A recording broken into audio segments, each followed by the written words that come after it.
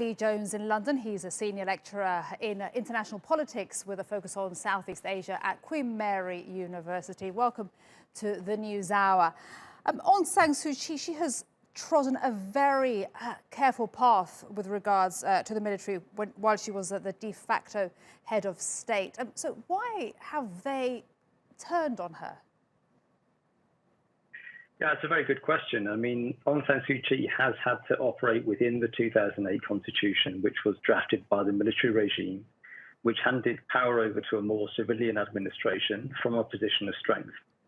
And so the military is able to actually take power constitutionally. You know, this has been called a coup, but the military is empowered to take legislative and executive power if the president or acting president in this case declares a state of emergency. So that really symbolizes how powerful the military really is, that it still calls a lot of the shots in Myanmar.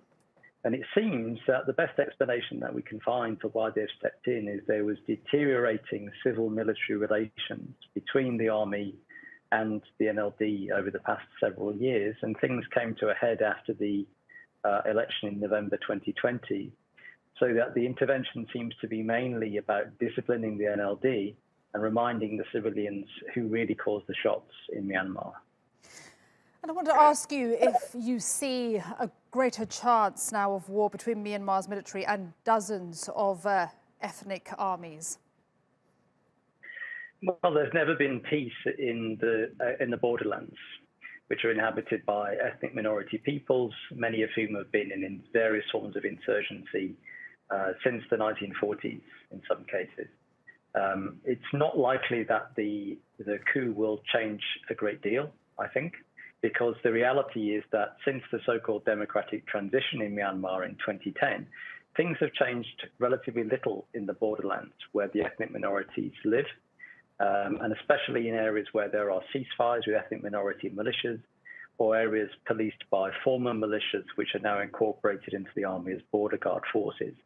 The liberalization of society and the semi-democratization of politics has not really reached these areas very much at all. So they would be, very skeptical of the idea that there was much democracy to restore. I don't see this affecting military relations between the ethnic militias and the Tatmadaw, the Burmese military, at least in the short to medium term.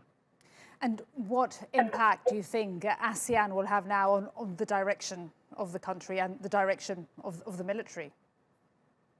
Well, very little, I think. I mean, the sad reality is there's very little that the outside world can do about what has happened in Myanmar, because power is largely monopolized by the military. It has always been, and it remains, the most powerful force within Myanmar society. And so and it's not dependent on the outside world in order to stay in power.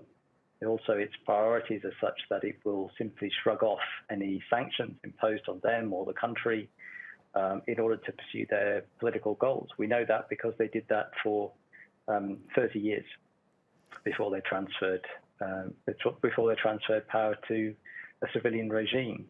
ASEAN itself is not likely to do very much. The bloc is very divided between those who want to treat this as an internal affair of Myanmar in which ASEAN shouldn't interfere, and others that understand that the stability of a neighbouring country also impacts them and also reflects very badly on the events reflect very badly on ASEAN as a bloc.